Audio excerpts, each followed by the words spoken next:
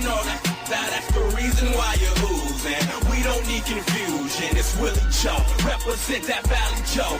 Tryna fight me, gotta go. I can tell you really don't know me well. You need a ponytail. I'm you dumbest. Matter of fact, here's a couple shells. Dressed in black in my Adidas shell. Through that stock, data and rail. BMW, my down, yeah, let's go. Getting, got him, good. Getting, got him, good. He's a hater, gotta go. He's a hater, get him, folks. Getting, got him, good. Getting, got him, good. He's a hater, gotta go. Getting, got him, good. Explosive. Look at your boy flossing, man. Oh, more. Look at them girls talking, man. Oh, more. Look at them haters talking, man. As soon as I see them plotting, man, that's when I'm a sparking aim. And Joe Moore. Like Steve Austin, I'm stone cold. Wrist neck, that's rose gold. Disrespect in a fold. Hit your neck and do low blows. Hit the deck and it's time to go. About to jet my 6-4. I'm up the street like mess with us, that's dumb. In the Bay, homie, we go dumb. Rep the Bay, cause that's where I'm from. In the A, I get it done. Type of game that'll get us from. Seagram gin, yeah, I want some, then she gets some. We all have fun like, hey, mess with me, I wish you would get out the game even if I could. I got hitters around that's big as shit. And they will get you, got you, good. Getting, got him, good.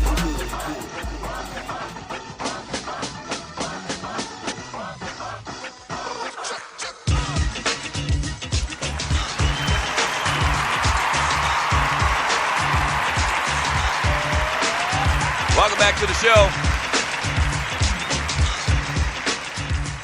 Throwback Thursday, June 29th, 2017. The number to the show is 404-382-0338. You can also email me at doug@thedougstewartshow.com. From Chucktown Frank in the chat on Spreaker.com, he says, I wasn't cool with it before, but after further investigation and revelations, I'm okay with it. Players don't get to pick their team when they are drafted, so why should they have to stay anywhere?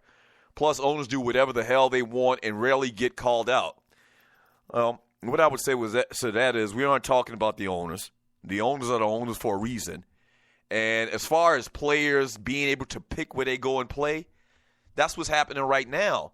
You see, every time we get into this conversation, people want to try to compare sports to an actual business. Sports is different in that it depends on the league having some semblance of parity.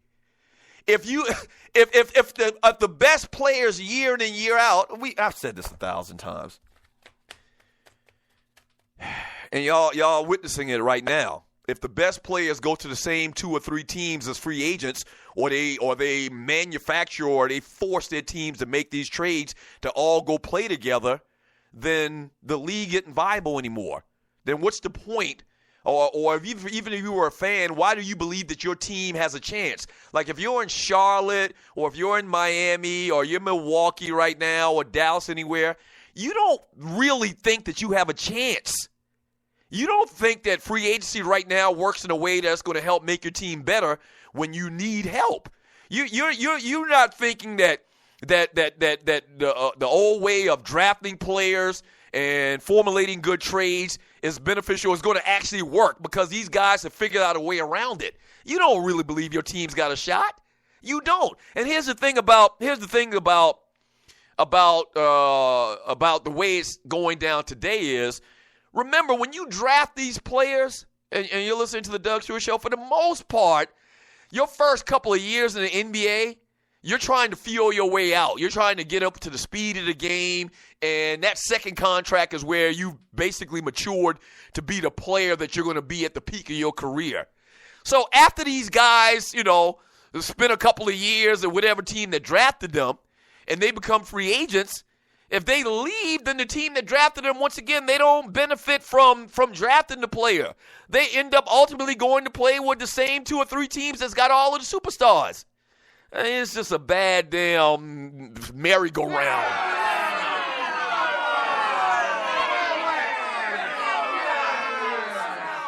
It's just like a merry-go-round from Clay, Versace, Tupac Davis. Doug, you really did take too many hits to the head. From Rough Buff, I don't even know what that means. From Rough Buff, CP3 said F Doc and Austin Rivers. From Dobby, let's be clear, it's only one super team. Yeah, technically, even though this move was made yesterday with Chris Paul, I don't think that Houston team's in a position right now to still or to beat Golden State. Still.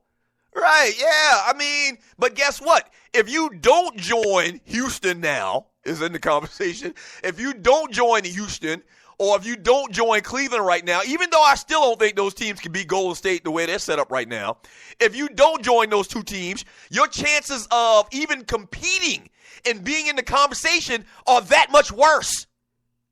Right. It's reduced to we better get with Cleveland or Houston just so we can be in the conversation, just so we can play deep into the playoffs. Because if we're not with one of those two teams, if we're with Miami or we're with Milwaukee or we're with Toronto or anything, we're definitely not. There's not even a discussion that we're not going to be in the conversation at the end of the year.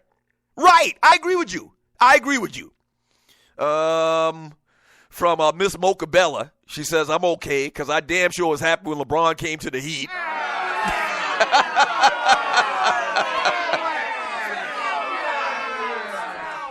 Oh, boy. From Chucktown Frank again. Also, Dougie, at Berkeley, y'all brought in illegal kids for sports. That's a lie. From Clay, Versace, Tupac Davis, Sydney, quit bringing up facts to destroy Doug's narrative. I don't know what fact. What fact is that, sir? From EJ from Chi-Town, Doug, you a hypocrite. If they ain't going to the Lakers, you have a problem with it. No, that's not it. If Paul George or Chris Paul or whatever example you want to use, or not really Chris Paul. If Paul George, let's say Chris Paul. Paul George, Chris Paul, Kevin Durant, LeBron James at the peak of their careers, if they went to the Lakers, at the end of the day, I'd be fine with it, I guess, because it's my team. But I would still think that the move was lame. I would still think it's a bad thing for the NBA. My opinion wouldn't change. It got nothing to do with the Lakers, man. Period. From Jam from Snellville, man, I'm done with this issue. It was done in the 80s and probably shouldn't have been done more in the 90s to compete against the Bulls. From Thale. So you're saying that teams should have done it in the 80s to compete against the Bulls. Got you.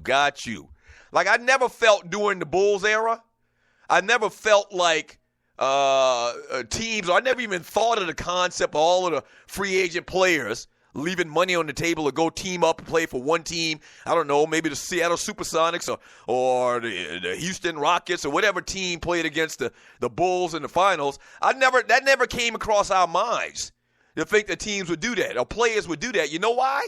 Because players were competitive. Right. And that's another result of this whole AAU era as well. There's a lot of different things that we could talk about on why we've gotten to this point in the NBA. But players didn't even think on those lines, I don't believe, about going to join up with the other superstars in the NBA, which they've all talked about it. I keep bringing this up to y'all, and y'all don't like to hear it, but it's a fact. I'm not, the person you should be mad at. Don't shoot the messenger. I'm just talking about it, okay? But all of the greats from the 80s and 90s have talked about they would have never done that like that. And you know what? It was never even a conversation or whatever for the top players in the prime of their career. Not talking about ring chasing at the end of your career when you've lost a couple of steps, a la Charles Barkley or Gary Payton or Karl Malone. You know what I'm talking about. It was never even discussed. Why would I want to go and play against a guy I was just trying to beat last week? Why would I want to do that? They didn't even think on those terms. But that's the AAU thing, man. All of these cats cool with each other, man, and they want to form a couple of super teams. And pretty much, and I said this a couple of weeks ago as well, and you're listening to the Doug Stewart Show, I can gripe and bitch and moan about it. I hate these old mumble rappers and whatever else, man, too.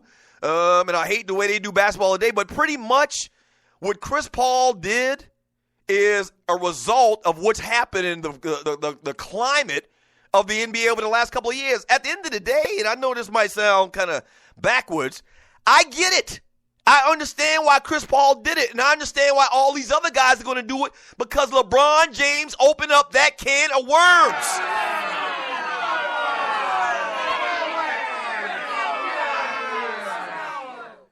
He did it, man. He opened up Pandora's box. And so I understand. I get it. If you're Chris Paul, you're saying to yourself, man, I mean, we're not going to win here. I mean, they've already set this thing in motion that you have to go and play with a bunch of other elite players on 1, 2, or 3 teams. From Rough Buff, Austin Rivers is the reason Melo was not traded to the Clippers and why CP3 is in Houston, all because Doc wants to coach his boy. You know what, man? Doc Rivers is, I mean, he comes across, or the way he's been portrayed, man, is like this ultimate professional, okay? I find it hard to believe Doc Rivers would show preferential treatment to his son to that degree. You know, and maybe him being the guy's father, him being Austin Rivers' father, maybe he was just blind to the fact. Maybe he didn't even realize it. He's probably looking back in his mind right now and thinking about some of the things that have happened in that team, with that team and in that locker room over the last couple of years. And it was like, oh, yeah, I guess that could have been perceived to be me paying, favors to my son. Oh, yeah, I remember that particular incident, and I probably shouldn't have done it that way. Now that I think about it, yeah, I did say F the team and yay to my damn son.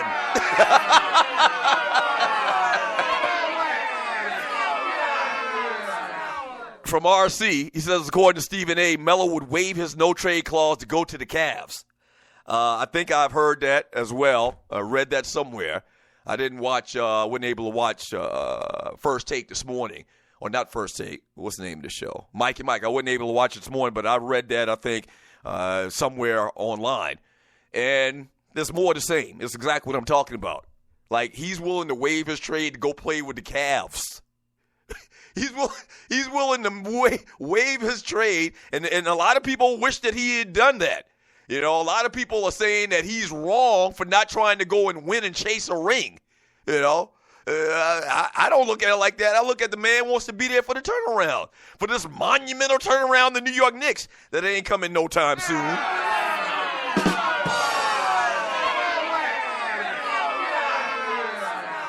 But that's what it's come to. Carmelo going to play for Cleveland, Houston.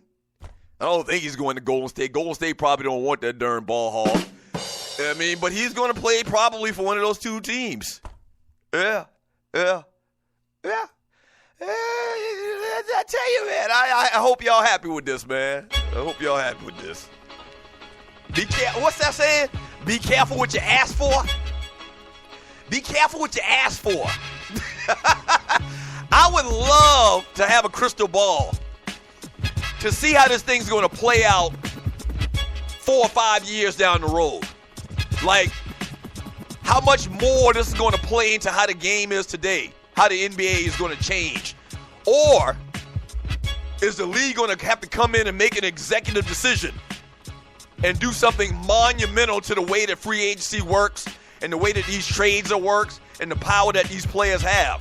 I don't have anything against players having power. But at the end of the day, this is a business, and to be viable, you can't have the feeling as a fan that everybody else is just practicing. You can't feel as a fan that the product on the floor is real and that your club has a chance to win, to compete. That's not good for the long-term success of the league. They ain't gonna let that shit happen, man. Trust me on that. Back in 3 minutes, the Doug Stewart Show. Don't go away.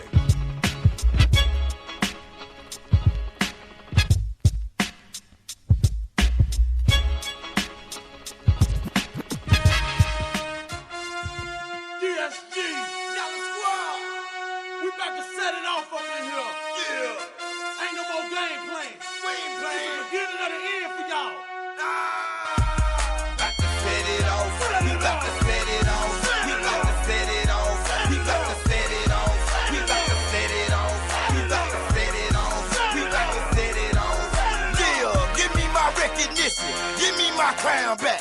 We got that fire down here, y'all don't call it